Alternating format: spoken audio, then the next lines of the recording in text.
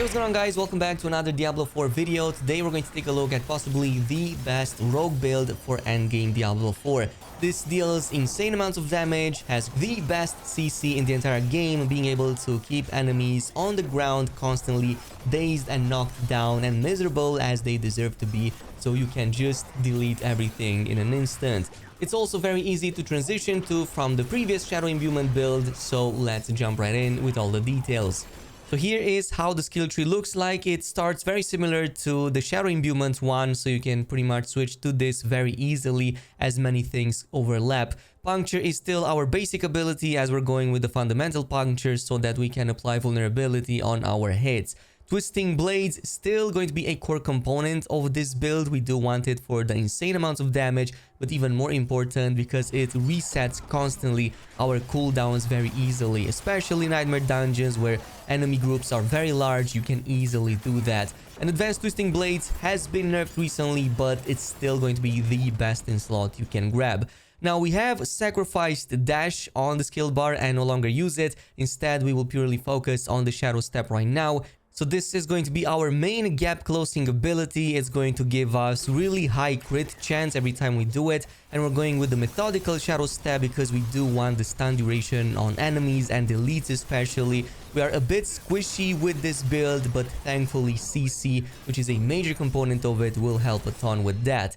Now, the next couple of active abilities are going to be the following. We are obviously going to now incorporate traps in this build, starting with the poison trap as well as its enhanced version. This is an amazing skill to have. It primes after about 1.25 seconds once you place it down, but it deals really good damage, and most important, it knocks down enemies as soon as it triggers. This is going to be the second way we're going to deal with large groups of enemies to keep them CC'd so we can unleash that high damage. Also, a few points maybe here in Dark Shroud. Only one should be enough, and we're going to go with the Subverting Dark Shroud all the way here, since we do want some of those defenses, but maybe a bit of additional movement speed wouldn't hurt, because without dash we're kind of slow compared to some of the other builds. And the final active ability is obviously going to be the Death Trap. This is what's going to bring this whole build to the very next level. This deals incredible amounts of damage, and with the Prime Death Trap upgrade we can pull entire groups of enemies in. This includes pretty much everything, so it just makes combat a lot easier. This also counts as CC, by the way, so they aren't going to attack you as they are being pulled, if it makes any sense. If Death Trap kills an enemy, its cooldown is reduced by another 10 seconds from the Supreme upgrade, which is going to basically ensure that we can constantly spam this, as well as the Poison Trap like there's no tomorrow. Plus, once we combine this with passives like Trap Mastery or even more so Concussion, we can receive huge amounts of critical strike chance because we are affecting enemies with these traps and also knocking them down constantly.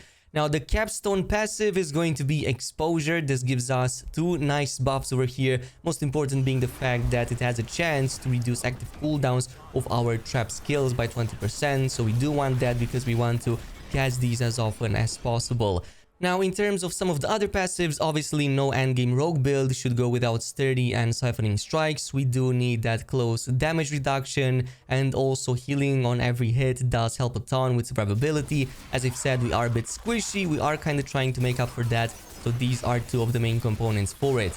Also, Weapon Mastery just buffs all our weapons, definitely worth it, and in this case I would recommend going with swords since you benefit a lot longer from the damage buff. Now, as far as the passives that directly benefit the trap setup, Concussion, or well, Concussive is going to be one of them, as after knocking back or knocking down enemies, we gain a 12% increased critical strike chance against them. And Poison Trap is pretty much always up there usable, so enemies constantly get knocked down, which is going to help a ton.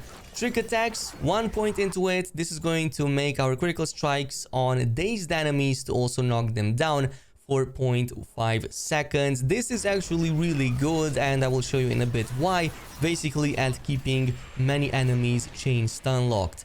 Another direct damage increase is Exploit for that 18% increased damage to healthy as well as injured enemies. Malice, dealing 9% increased damage to vulnerable enemies. Enemies are constantly going to be in that state, so we always benefit from it. Now, if you want to sacrifice some of these and go for a little bit more defenses, then what I recommend going for are these two right here: Debilitating Toxins and Alchemical Advantage. So the first one makes enemies that are poisoned to deal less damage, which can help quite a lot since you are poisoning them all the time. And also the Alchemical Advantage helps with damage attack speed, helps quite a bit to unleash your attacks a bit more, build that energy regen a lot faster, and it does actually make a difference. As far as the other ones, most important is going to obviously be the Trap Mastery down here. When Poisoning Trap or Death Trap activates, you're gaining 12% increased critical chance against vulnerable enemies and crowd control enemies. So all in all, you're constantly benefiting from the Trap Mastery as well as the Concussive as you are placing down these traps. A few more in here that help a ton with some of the mana regen issues. Innervation, up to 30% chance to gain some energy back. Also, we use the Aftermath. After using an ultimate skill, we restore 75% energy, which is going to be nice for the Death Trap right here, which is going to go off cooldown very soon. And Adrenaline Rush just helps a bit more with energy regeneration as we constantly keep moving. That happens all the time, so why not get the benefit? Though this last one, you might maybe sacrifice it for something else if you don't have enough points for it. Now, in terms of the items, this is how the setup looks like, and you will notice that quite a lot of these legendary aspects actually carried over and remained from the Shadow Imbuement skill because they kind of share many of these buffs too. So Twisting Blades legendary aspect is still going to be important, still using it on the two-hander crossbow in this case to get that return damage and crank that up to crazy levels. It's going to help a ton, plus it makes those Twisting Blades to twist or well spin around our character, as I've seen a number of you guys asking me. For the other weapons, I'm going with the Edge Master aspect. This just helps a ton if we have high primary resources, so since we are constantly at high levels of energy, we benefit from this very often to increase our damage for most of our skills. Also the one that increases our critical strike chance by 20% against injured enemies, and this is also going to make us increase our crowd control duration while we are healthy. So helps a ton since crowd control is exactly what we're doing. In fact, you will notice that many of these aspects can be unlocked in your Codex of Power, so you're not too reliant on legendary drops, such as, for example, Blast Trapper's aspect that I placed on the necklace. This helps a ton as we're constantly putting traps, and this is going to help us to spread vulnerability even more as we're placing them down.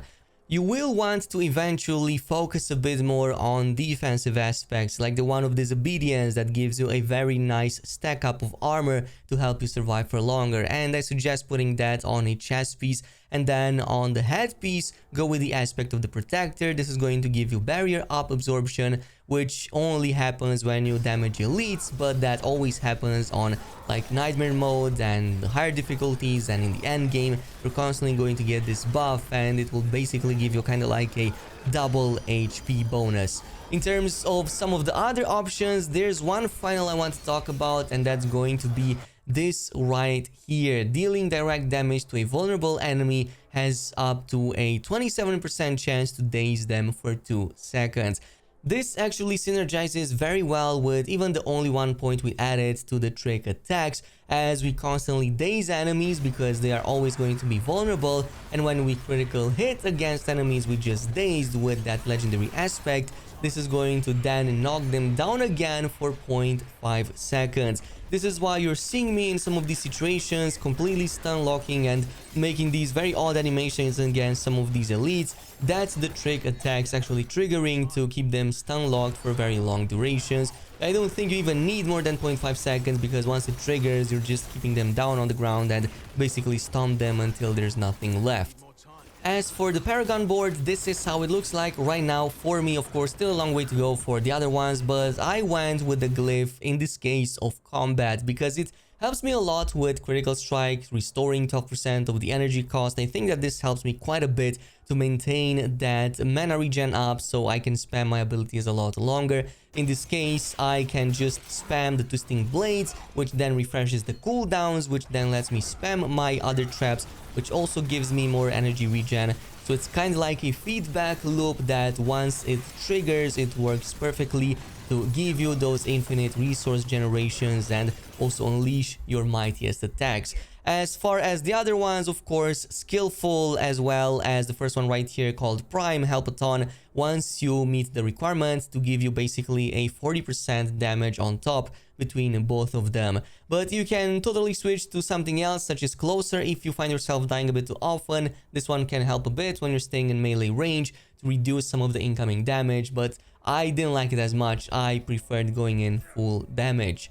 As far as playing with this goes, it's pretty easy. You will want to just go from one group to another, unleash Twisting Blades, and once you go to a bigger one, Shadow Step to an enemy, place down both of the traps, including the Death and the Poison Trap. This is going to suck everybody in, then it's going to knock them down, apply that poison over time, give you the buffs, and from this point on you can just spam your Twisting Blades even more. This is pretty much going to completely one-shot entire groups, there's no escape, and if there's any escape for them, you're going to just refresh all your cooldowns by the time they even get up in that like 1 second time that they have. Point at which you can repeat the entire process, cast the whole like number of traps once more, rinse and repeat until there's nothing left on the screen. Seriously, this build is extremely satisfying and fun to play. It takes a bit of time to get used to with the traps arming, but it's the best right now in terms of damage, clearing speed, and just reaching the end game faster. Let me know down below if you're using this or if you're planning to. In the meantime, thanks so much for watching, and until the next video.